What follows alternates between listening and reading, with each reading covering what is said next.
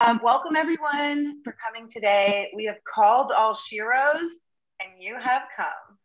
And I'm Christina Gorczynski. For the people I haven't had the opportunity to meet in person, I'm the Executive Director of Impact Austin. As y'all know, we are a women's collective giving organization based in Central Texas with an 18-year track record of granting out $7.4 million in dollars to the community. There are women here at the table who sat around a kitchen table and were inspired by our founder, Rebecca Powers, when she told the story and about the power of collective giving. So I acknowledged our founder who's here today. We're also here to celebrate the launch of her book. And I'll be talking more a little bit later. The connection there is that to preview, Rebecca, as our founder, is also dedicating the proceeds of her book to go to support Impact Austin's endowment. So we thought the launch of this book and her publishing on May 25th, where the book will be available on Amazon for purchase, that we wanted to kick off and use this moment to celebrate Rebecca and this accomplishment, and also to lift up the story of our endowment. And there is no better person to tell the story of our endowment than Sara Pantin, who's here today as the chair of Impact Austin's endowment. She'll tell you more about the origin, and she's waving. She'll tell you more about Impact Austin's or the endowment's origin story, and also her own story. So I am in connection with Impact Austin and the endowment. So you'll get to hear a little bit more about how it started. And our panelist, our speaker joining us from Seattle, Beth McCaw, she's the immediate former CEO of the Washington Women's Foundation. When I started at Impact Austin and asked one of our longtime members, Val Kirk, who's here today, from the Philanos board, people I should connect with, people I could research other groups and just really learning the landscape of collective giving. And she said, Washington Women's Foundation, Beth McCaw, she is awesome. And so Susan Palumbo, when we visited Seattle right before COVID, got the opportunity to sit down with Beth and her board chair, who taught us about how they leverage their endowment currently, present day, to support the programming of their organization. But she told us their story from the beginning, and I wanted her to come and share that with all of us today. Meeta Kothare, an Impact Austin member who has a personal story of how Impact Austin helped her grow and did our mission really, and ignited a opportunity for Meeta in her career to take a lot of what she learned in Impact Austin to make the world, I would say, a better place by educating I think our up and coming generation at the University of Texas. So I've got some good engagement down in the chat. I think that I have said all my talking points without having to look, but you get to see me scroll. And then I outline my stories. Awesome. Okay, I did it, y'all. We'll edit that from the recording. So we'll get started with Beth. And now that folks have joined us today, we're going to get started with Beth. She is going to give more background and use the Washington Women's Foundation as a case study in endowments. So I have some questions outlined for Beth, but the first one, to give us context and background, tell us a little bit about Washington Women's Foundation and about your connection in leadership. Thanks, Christina. It's so great to see you all. And I can't believe the last time I saw some of you all in person was February of 2020 here in Seattle. What a long road, and we've all been traveling since then. But it's great that this virtual environment has enabled me to see many friends and meet some new ones today in Texas. I just retired from Washington Women's Foundation at the end of January, but I've been a member of the foundation for more than 10 years. And before joining the staff, I was serving on our board of directors. I had just started my very first term. We're very fortunate that our founding story is very similar to yours. the story of Rebecca founding Impact Austin. We were founded by a bunch of inspiring women who believed in bold women's leadership. And that was 1995, the fall of 1995, where Colleen Willoughby and 4 of her friends, Rhoda Altum, Faye Sarkowski, Sue Lowell Hunter, and Ann Farrell said, you know, we've really got to engage more women in both philanthropy and community leadership. Anne at that point in time was the CEO of Seattle Foundation, which is our community foundation here. And between Anne and Colleen, Faye, Rhoda, and Sue, they had chaired just about every major board in our community, from the University of Washington's Board of Regents to the United Way of King County. And they really wanted to bring in a new generation of women leaders. So they did something very similar to Rebecca, one friend at a time. And were able to get 100 women to join that first fall and early spring, so they were able to award a $100,000 grant to Mothers Against Violence in America in June of 1996. But for them, education was as important as the grant making itself. So Washington Women's Foundation has always been about educational programming as well as philanthropy, and philanthropy being another educational tool for women in our community. So that's a little bit about us and our origin story, which some of you have probably heard a million times. It's definitely a story worth repeating, though, and I think it is. I feel very aligned with you in our history, and I also know that through that long history, you've also been a really transformative leader, I believe, for the organization during your tenure as CEO. So I'd love to hear a little bit about how you prioritized long-term permanence and sustainability current day, and then long-term permanence for the Washington Women's Foundation to exist forevermore. Well, and I think, you know, Colleen was our president and basically ran Washington Women's Foundation as a full-time job for 13 years. And at that time, our board of directors thought, you know, that is amazing, and we can't always rely on the generosity of women who can afford not to work for without compensation in the future. And I think that was really Ann Farrell's leadership as well. You know, thinking about what will it take for Washington Women's Foundation to be a permanent institution. Because after 13 years, you know, our grant making had grown exponentially. And so we were really viewed as a major funder, both in the metropolitan Seattle area as well as Washington State, because we do fund statewide. And our $100,000 grants continue to be well above the median grant size in Washington State. And so, you know, that at our 10th anniversary, Anne and a number of our other board members launched a campaign to raise $1 million endowment, the purpose of which was really to fund the president and CEO role going forward. So they were successful in launching the Colleen S. Willoughby Endowment Fund and raising $1 million in the year of our 10th anniversary. And since that time, it has been a stable source of funding for our operations. And our operations have grown. I was the 3rd president and CEO of Washington Women's Foundation. We are now on our 4th. And our staff has grown as well. So as our operations matured, we leased office space, we, increased our programming, hosting national speakers at our annual conference every year. And so as we kind of became more sophisticated in our operations, that endowment really was an integral part of funding so that we could continue to allocate most of our members' annual contributions to our grant making. So our members for a long time were contributing $2,500, and we were allocating $500 of that to our operations. And so when I joined the staff at Washington Women's Foundation, that $500 was paying for less than 50% of our operating expenses. So our endowment was a major source of revenue for the organization. And we supplemented with some corporate sponsorship dollars, which helped to underwrite events, as well as some members who just gave additional funds to the organization to help support our operations. But again, that endowment was really a critical piece that we could rely on year after year as we did our budgeting.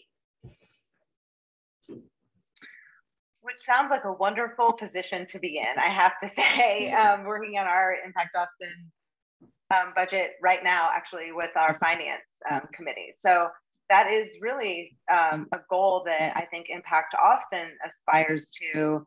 And a lot of the women here today have already seeded a really great start for our endowment. So the folks who are here are believers in our endowment for sure. I also see some folks here who are getting educated on how to support our endowment now. But I also know I've had private conversations with some of the folks here and also some really transformative conversations for me about legacy giving and plan giving and using bequests and legacy gifts to build up our endowment. And so I'd love to know how much of your endowment as of right now was built up through bequests and through planned gifts, like the one some of our members are talking to me about right now. Well, really, a bequest that we received somewhat unexpectedly from a member about the time of our 10th anniversary was part of the genesis of the idea. It was an unrestricted, because we didn't have an endowment at that point in time, $10,000 bequest that we received from one of our members. And that, I think, started the wheels turning, that, you know, people recognized that the Washington Women's Foundation was going to be here long term. And as they were so generous in contributing to our work during their lifetimes, they really wanted to include us as part of their legacy giving. So I would say that it's been substantial over time. And we've received bequests in two ways, some that have been designated specifically for our endowment, and some that have just been very generous, unrestricted gifts to us. And so we actually now have two pots of investment funds. We have our endowment, which has been restricted by our donors. So when donors give to the endowment, they know that basically the principle of the endowment is going to remain intact and that we're going to use the earnings over time to help support operations. Currently, between contributions made through bequests as well as individual gifts, sometimes as small as $100 that members make every time they make their annual contribution to the foundation. And plus, with the benefit of the earnings and the market, yeah, I checked with our CFO yesterday, and as of the end of March, our endowment it just had surpassed the $4 million mark. And we expect with what returns in the market this April, that number is going to go even higher. In addition to that, we've had members who have left us unrestricted bequests. So they've just said, you know, here's money, Washington Women's Foundation. And it's been our board's policy for any bequests that we receive that are over $30,000, then they get put into a board restricted, what we call a quasi endowment. So it's basically another investment fund that currently is being invested in a very similar fashion to our endowment. And we've just been using generally the earnings from that is just like our endowment. However, since the board is the one that said we're setting it aside, the board can then say, we're going to choose to do things a little differently. So we can actually access the principal of that account. And as of the end of March, we had $1.3 million in that additional board restricted quasi endowment. And we've been able to use that money for really primarily a lot of grant making in years where our paid membership has dropped below the 500 member mark. We have used money from that additional fund to top off our pooled fund at the $500,000 level. So we've been consistently granting $500,000 from our pooled fund for the past 8 years, regardless of the change in our membership. So it's basically allowed us to be a consistent funder for our community, even if our membership has been, you know, up and down over the course of the years. We've also been able to fund some smaller grant initiatives. We have a lot of members that are very interested in international issues and international giving. So every other year we take about $30,000 from this other investment account and fund a pool to do international grant making. So we've done a number of those smaller grant initiatives, being able to tap into these other resources. So it's not taking money away from operations, but it's given us an opportunity to try some new things without asking our members to contribute additional money to the foundation. And just this past year, really in recognition of Black Lives Matter and the civil uprisings across our country, and the fact that when we looked at our grant making history, we found that we have not had a good track record of funding organizations led by women of color, and specifically Black women. Our board has allocated up to $1 million from the quasi-endowment to fund Black women-led organizations over the next 5 years. So $200,000 coming out of that every year. And that also was because just this past year, we received again, an unexpected bequest from a member that ended up, once we received all the funds, it was actually several IRA accounts that she had. We received over $325,000 from this one member last year. So that was helping create the seed for this new fund to support Black women's leadership in our community. So again, you know, I think we've been very fortunate. We do talk about planned giving just about every other year. We host a program that talks about planned giving, how easy it is. We have so many members who are, you know, experts, attorneys, investment managers, financial services professionals. And so we're very grateful that they volunteer their time to, you know, share the news about the power of planned giving with our membership. So we also created a recognition society, which we call Philanthropy Forward. So for those members who will let us know that they have included Washington Women's Foundation in their estate plans, and that's just a way that we recognize and typically celebrate them with a small luncheon or virtual event nowadays each year, but just to acknowledge and to thank them for thinking about Washington Women's Foundation as again, being a permanent grant maker in our community that is important for the community that we serve, but also for future women, for the next generation of women philanthropists who are looking for a way to get engaged with others in the power of collective giving and to find a home for increasing their own education and reflection on philanthropy. Beth, you're inspirational, I have to say. It's not me, it's all these amazing women who just are. Nonprofit leader. No, I'm serious. I know you have a wonderful team that you've worked with, I'm sure. But it's just really inspirational. And I think you are planting many seeds. Speaking of planting seeds, I think you're actually planting many seeds for the women and some of the Impact Austin leaders who are here with us today. So I appreciate all of the background and knowledge and expertise and time that you have shared with Impact Austin. And I think contributing in your own way to our permanence in educating our organization and sharing the power of collective giving with us. You did have one question that's more of a technical question on how endowments can be invested, as far as sort of what, and I can do it more in the chat, but if as far as investment policy, you mentioned investment in earnings on the endowment investments. Do you all have an investment policy or a lot of guidelines set by like the IRS? And this is like an on the fly question, but I remember that you too are an attorney, if I remember correctly. So you might have an answer for us. I know this isn't legal advice, but if you have an investment policy, it would be great to just let us know and give any kind of short guidance for us.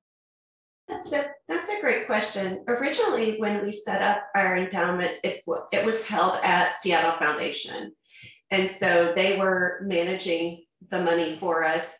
But we also found that we were restricted to the certain type of investment pools that they offered, primarily to donor advised funds. And we were restricted in the spending policy to a single spending policy that they dictated for all of their funds.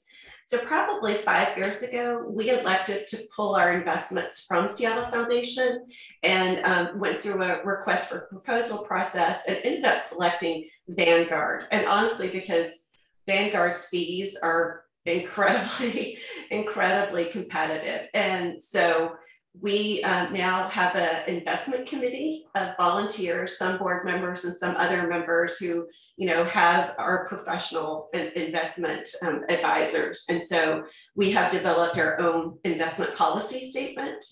And then we follow a spending policy that in Washington state, and I expect is probably true in Texas as well, because it's a uniform law, but there is what's called the Uniform, Management of Institutional Funds Act. So there's actually a state law that kind of sets the guidelines around your spending policy from your endowment. So, working with our attorney and then working with this volunteer group on this committee, that committee, meets with our Vanguard advisor on a quarterly basis, reports to the board on our investment performance. But that investment policy statement is very similar to what you as an individual, if you invest in the market in stocks and bonds, which you probably have for your own personal account.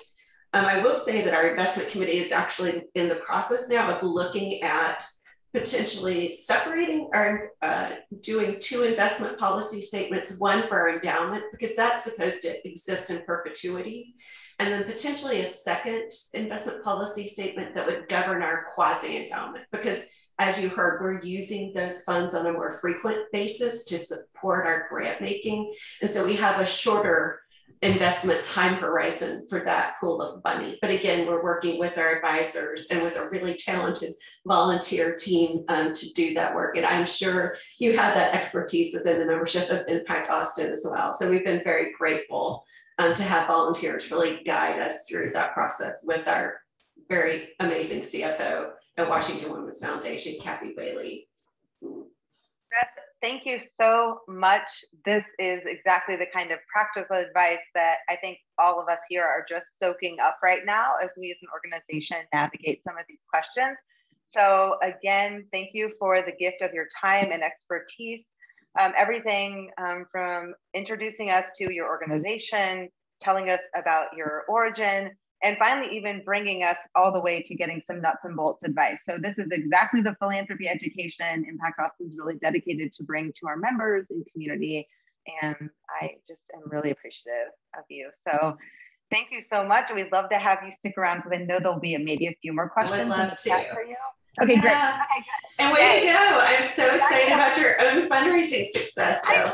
And you also, I know, and you also have like a million new friends right now in Austin, Texas. So you've got friends to visit down here once you're ready to move about the cabin. So I'd like to move the program to Sara Pantin, who is the Impact Austin Rebecca Warren Powers Endowment Chair. And Sarah's got a story of her own. She'll tell you how the start of the endowment and where the seed and the idea was planted. But she is also going to, I think, inspire each of us to trust our cape. So to tie back to the name of Rebecca's book, Trust Your Cape, How Women Find Their Power in Giving Back. Sarah's also going to reference how she trusted her cape and saw that there was an opportunity for a woman to take advantage of an opportunity. So Sara, thank you so much and welcome. Thank you, Christina. It's so great to be in the company of these inspiring women. So let's talk about the Impact Austin Foundation. And I'm going to start at the very beginning, which is a great place to start. And that was in 2016. A fellow board member, Jacqueline Rickson, who's a past president of our Impact Austin Board of Directors, and I invited Rebecca for coffee. And yes, it really was coffee. Rebecca will attest to. The specific purpose of that meeting was to gain her consent to start up an endowment in her name as our founder. And after I would say, a healthy discussion, and I introduced the concept of permanence for our organization, she agreed with the stipulation that her family could make the first private donation. That was very important, ladies, because now we could go to the Austin Community Foundation with our baby endowment, as that same year they agreed and began accepting minimum endowment funding of $5,000. Thus, the Rebecca Warren Powers Endowment for Impact Austin was birthed.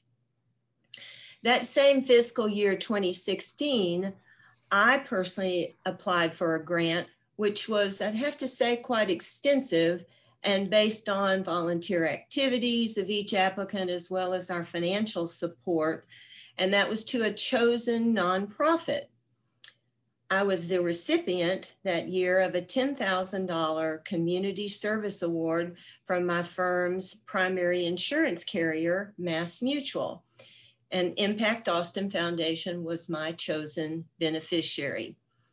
The side note I would deliver to you is that I had seen on this company's website that all the prior recipients of this community service award around the nation were men.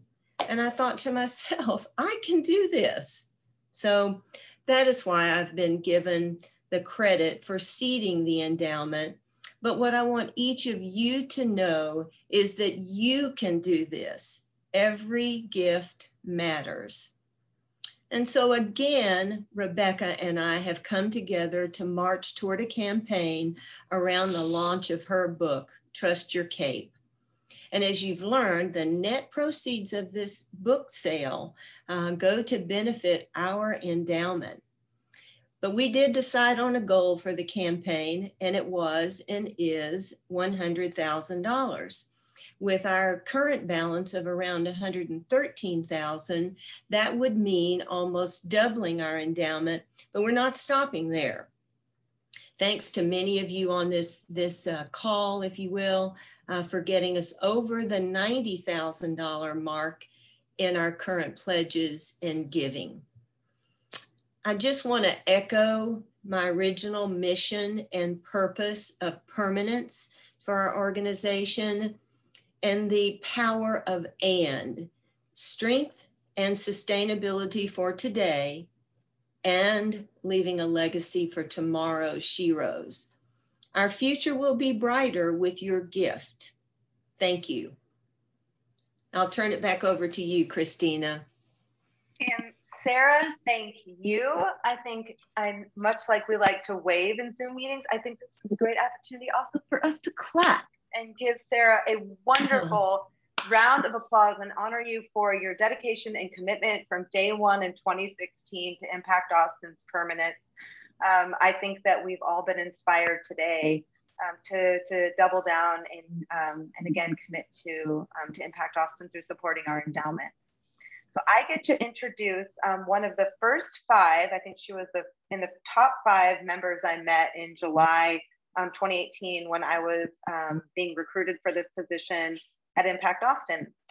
I met Meeta Kothare because she was on a selection panel, a review panel that Impact Austin did a very rigorous search for my position. And I believe it was a lot like going through a grant review process, I've heard. Did their research on me. And part of that was that I had the opportunity to interact with community members, our community partners, and also Impact Austin members. So Rebecca and the recruiting team put together some all-stars, and Meeta Kothare, who is a professor and also the managing director of the Sustainability and Social Innovation School at University of Texas. I met Meeta, who asked me thoughtful questions, and some of them specifically being around long-term dedication to Impact Austin. She has a personal story that she's going to share with us today, a personal story of the impact of Impact Austin on her life, and then get to introduce Rebecca. And we'll hear Rebecca read a passage from her book and also talk a little bit about ways y'all can support the endowment today. So Meeta, take it away. We're looking forward to hearing more about you, for those of you especially who haven't had the honor of meeting you. You're too kind, Christina. Thank you. Thank you so much. My story at Impact Austin almost never happened. 15 years ago, I had quit my job as a finance professor and decided to stay home with my children for a bit, partly because I wanted to also think about what my role as a finance professional was in society. I didn't want to be thinking about maximizing profits for large companies anymore. And so this was a time for reflection. And one day, a fellow mom, Melissa, invited me to a coffee at Impact Austin. And I put the card away. Imagine this. My family's income had just been cut in half. I had quit. We were supporting our families in India. I had given some money into the Austin community, but not a whole lot. Mostly it was to India and Africa. Those causes seemed so important compared to what was happening in our community, which of course, I didn't know much about, but that's what I thought. But the day of the coffee arrives, and I've left the kids, I've dropped them off at school, I come back home, and I'm clearing out some papers on my desk. And this card shows up. It's the coffee card. And I look at it, and the coffee is in 10 minutes on a street right next to my house. So I think, why not? I don't know. Actually, maybe I don't even know what I thought at the moment. Something compelled me to show up. And of course, since I'd only figured this out 10 minutes earlier, I was late, and everything at Impact Austin starts on time. Miss Rebecca Powers, in her brown yellow jacket, I still remember, gets up at 9:30 and starts talking. And she's warm and fun and just so wonderful. And I hear this really emotional story, and I'm amazed at all these women that are putting so much into the community. But remember, I'm here on a whim. I'm not really in it to participate yet. And then she continues talking. And she's talking about the grants process. And she's talking about impact and outcomes and how women are taught how to evaluate nonprofits. And I'm thinking, this is mind-blowing stuff happening right in my neighborhood. And I'm not an impulsive person. I don't make a $1,000 decision on the spot. But before I left that house, I had signed my commitment card. Changed my life forever. Got involved with Impact Austin, was on grant committees for a couple of years, joined the board. Joining the board at that time, and I'm sure it is today, but at that time it was a working board. It was time consuming, it was all consuming. My daughter still reminds me that I stopped reading poetry to her because I had to work for Impact Austin. And that's what I would do. I'd put them to sleep and I'd come back to work. But that's the first lesson I learned at Impact Austin. When you care about something, when you care about the mission, work does not become work. It doesn't feel like it, at least. You don't mind all that ordinary stuff. And it's interesting because today I have a similar situation on my hands, and one of my colleagues is with me and she'll know what I'm talking about. Mission has to be front and center. You can't get yourself out of bed, and you can't get your staff to be motivated if you don't have that. And that's what we've always had at Mission, at Impact Austin, a lesson that has remained with me to this day. We were very much a nimble startup. We had no idea how our path would unfold. We improvised. We researched the heck out of every topic. Thank you, Glenda. But then we threw the books out and trusted our instincts. Someone mentioned that earlier. You make mistakes, but you move forward. And today I'm leading what's essentially a startup in a lumbering educational institution like UT. And it's all those instincts I honed at Impact Austin that carry me forward. But before telling you where I am today, I will say this: I was in the community for a while after I stopped working on the board. I started a consulting company, started to see how philanthropy was changing. It was very clear we needed more collective action. We needed unrestricted grant making. our own grant-making process was changing. So I sat on a committee led by Rebecca, and we created the Catalyst Grant. A few years later, 2 years ago, I sat on a committee with Christina, and we created the Social Innovation Grant. So all this was happening, and I was keeping in touch with innovations in philanthropy. But there was one thing that had caught my eye, and that was impact investing. Investing for returns and impact. And I started to follow that whole area of work.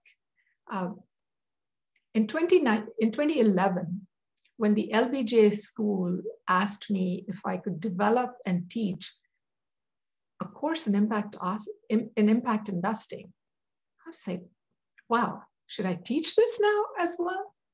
But there wasn't any course like that at UT, and sort of not so much in the country either. It was a great opportunity, and I took it. And it really made me realize that I had come full circle.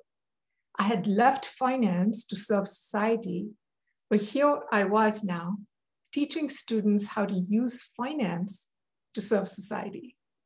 It was sort of this combination of things I had done before and the things I was doing then that was so exciting. But there was more. I was teaching, I was working on some projects with Impact Austin. But one of the things that Impact Austin taught me was to keep iterating and to be one step ahead of the rest of the world. What is it that the community needs? What is it that people around you need? And to do it with intention. You may not have the greatest resources or connections. You may have your detractors, but you can do it. You just need the idea and you need some grit. And so I started looking around UT and decided that more students at UT needed to know how to use finance, how to use business to serve more people and to protect our planet. And so after 4 years of trying and conversations at UT, I got the opportunity in 2017 to start the Social Innovation Initiative at the McCombs School of Business, which is just about to be called the Global Sustainability Leadership Institute, and will serve all of campus. We're very excited with this momentum. Our mission is to support business innovation and cross-sector partnerships for social and environmental impact. Like Impact Austin, we too aim for just and inclusive societies and a sustainable planet. We too keep our mission front and center at all times. You'll be glad to hear that we actually offer a philanthropy course for our graduate business students. Our students work with nonprofits, they work with social enterprise. They learn how to create, to support, or invest in sustainable and responsible business. So to me, the impact of Impact Austin is not just the 94 grants or the 7 million plus that we have invested into the community, but the impact it has had on women like me and the organizations that we founded or supported. It is the impact that it has had on children like mine, who through their work at Girls Giving Grants, or G3, figured out that social impact was a lifelong journey, not just something you do when you become wealthy. And that's important for future generations to think about, because there is no time. We need social impact. We need to protect our planet with all the urgency that all of us can muster. So 10 years ago, in 2011, when I was reappointed to the faculty position at the LBJ school, after a huge gap, Rebecca sent me a card of encouragement, and I still have it here. I guess you can see it. It says, she packed up all her potential and all she had learned, grabbed a cute pair of shoes, and headed out to change a few things. Aren't we all glad that Rebecca Powers packed up all her potential, her wisdom, her learning, her vision, her charisma, and most importantly, her all too cute shoes that are all too big to fill, and forged a path for all of us here in the audience and for many others to come. Friends, it's my great honor to introduce the founder of Impact Austin, Rebecca Powers. Rebecca will do a reading from her new book, Trust Your Cape. She will read a passage from the first chapter and also from the last page of her book to mark this occasion. Welcome, Rebecca.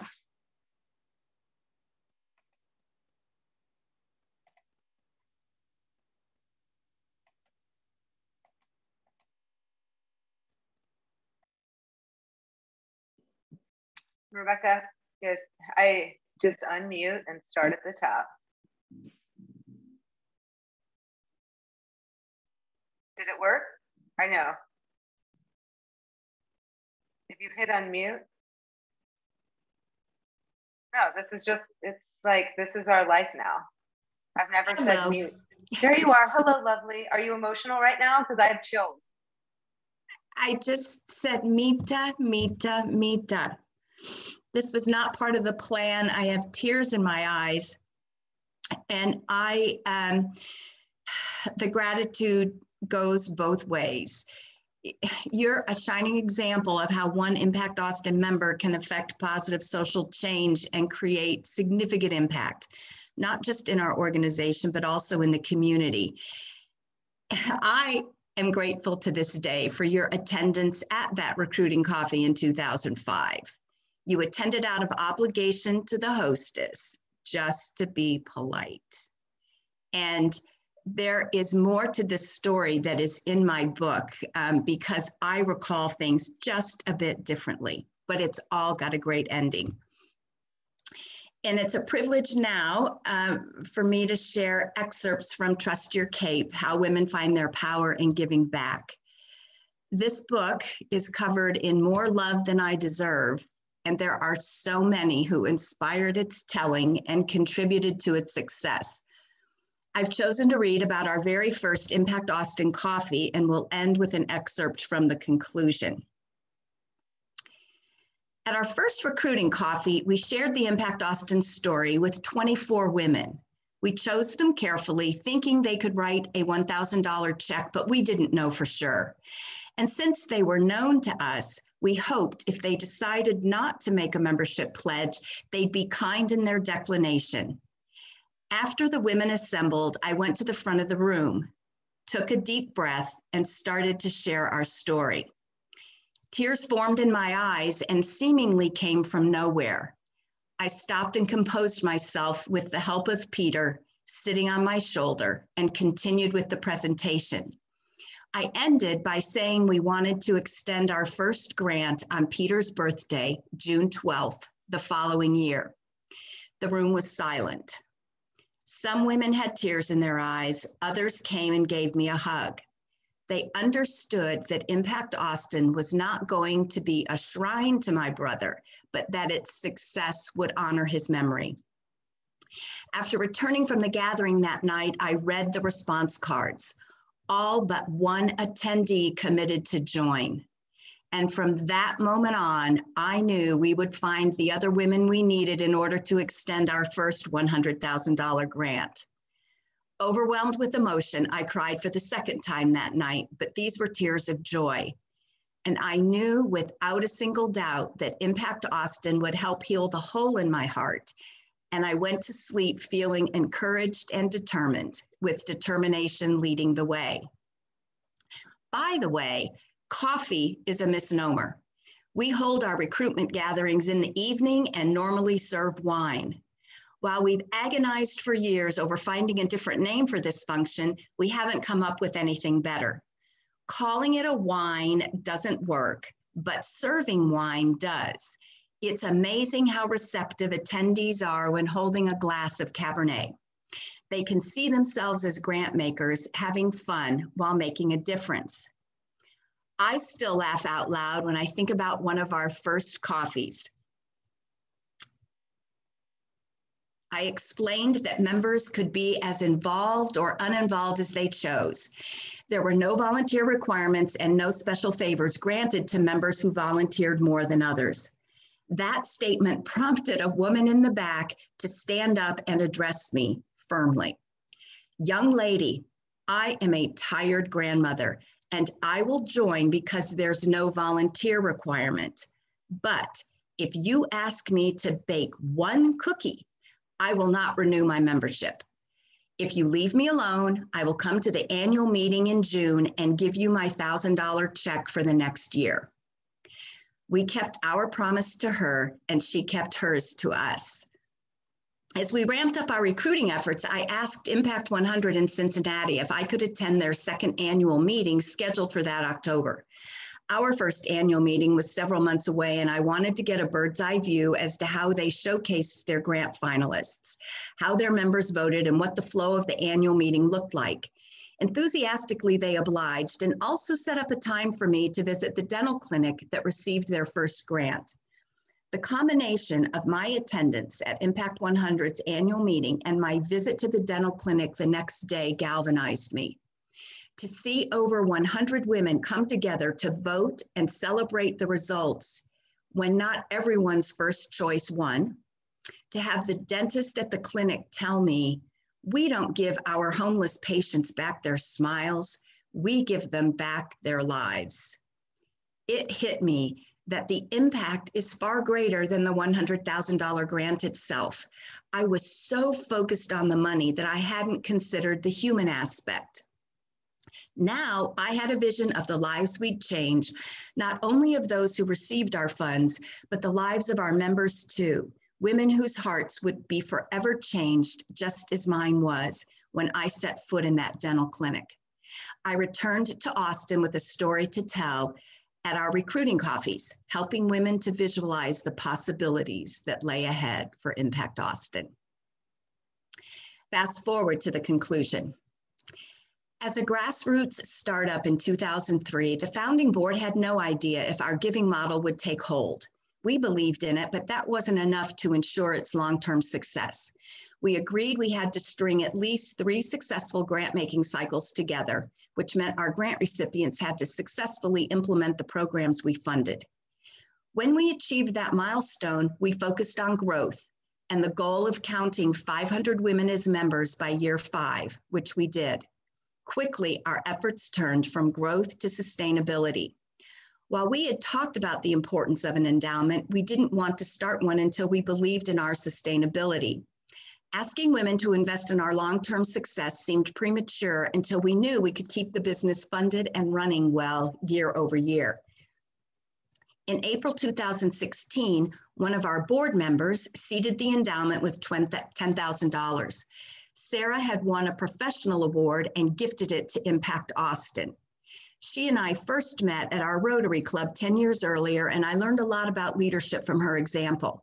Like Impact Austin, Rotary is volunteer-powered, and she had presided over a chapter in California as its president before moving to Austin and eventually becoming president of our club.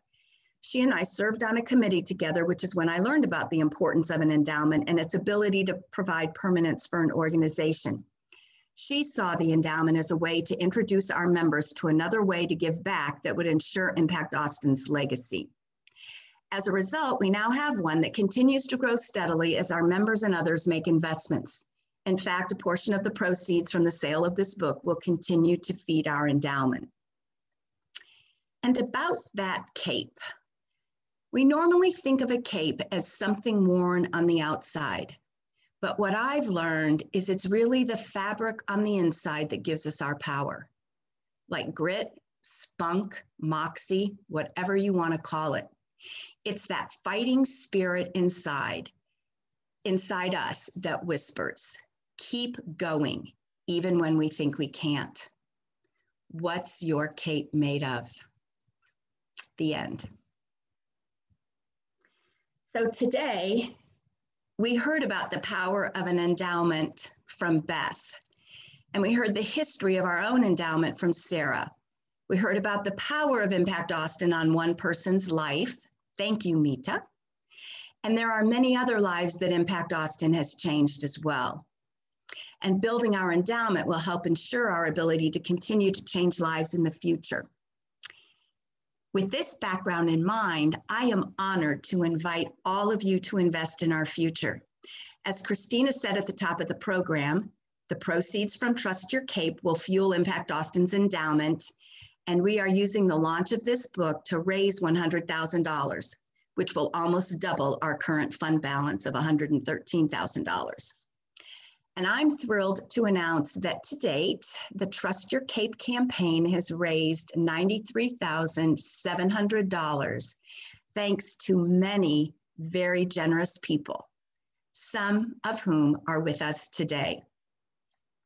Christina is showing you the early adopters to this campaign, and you'll see names of founding members, long-term members, current and past board members, newer members, and also some very special friends and family of mine from around the country who want to support the book launch, and in conjunction with that, Impact Austin. I have to tell you, I am so humbled by all of this and grateful beyond measure. Now again, all of these donors together invested a total of $93,700, and I would be remiss if I didn't thank Sara Pantin for her partnership and for leading the charge with me. Thank you, Sara. We've had a blast, and I've loved every minute of it. But here's even more exciting news. The last $7,500 in that total was given in the form of a challenge, asking us to raise $7,500 in new gifts to match it. We're thrilled because meeting that challenge will put us over the $100,000 goal. And we're hoping to make a dent in that today. So if you haven't pledged and would like to, you can do that right now by sending a message to Christina in the chat box with your pledge amount.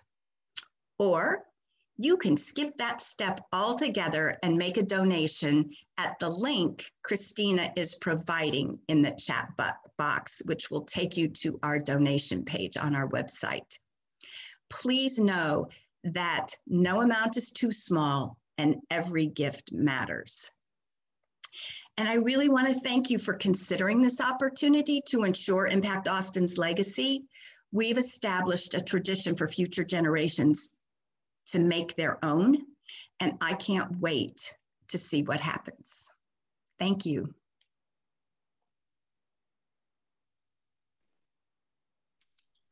So now is an opportunity again to give Rebecca a round of applause, and for me to say thank you already to the women who are messaging me in the chat right now that you are committing a pledge, a gift today that's a new pledge.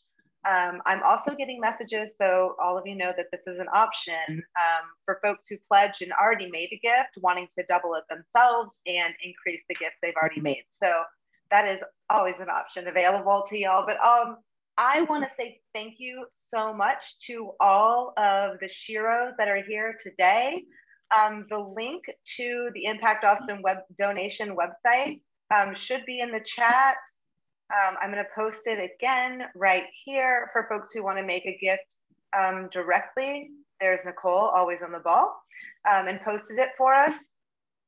Again, thank you so much to Beth McCaw, the former CEO of the Washington Women's Foundation, Sara Pantin for not only co-chairing this campaign, but chairing our endowment. Also, Meeta Kothare, who shared her personal story that I think gave us all goosebumps. And I am just going to stop here and say thank you so much for joining. I am going to stick around after the program, so y'all feel free to stick around a little bit. I know there's some folks that everybody wants to catch up with, but we'll go ahead and stop recording and just open it up, open up gallery view.